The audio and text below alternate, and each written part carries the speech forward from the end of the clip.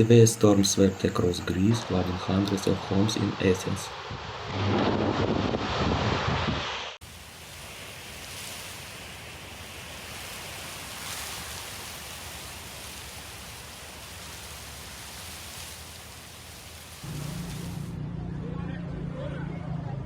And also brought an evacuation on the island of Evia that was ravaged by summer wildfires.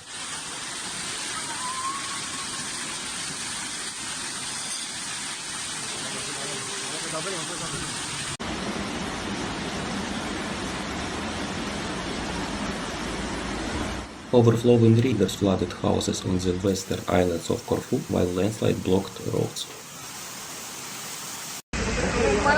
Rescue also used helicopters to lift stranded people off rooftops.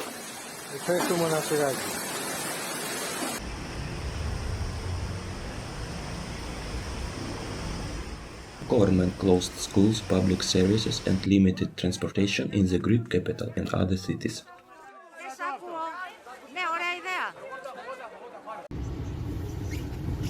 Firefighters were involved, cutting down trees and draining businesses and homes hit by the downpour.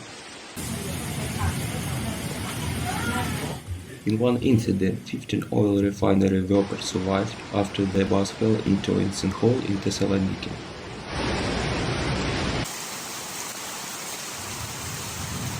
Athens International Airport was not affected though.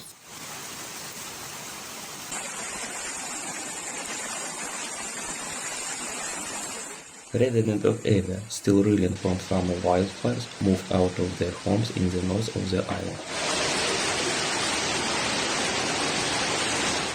Recent fires and floods in the region have been attributed to climate change.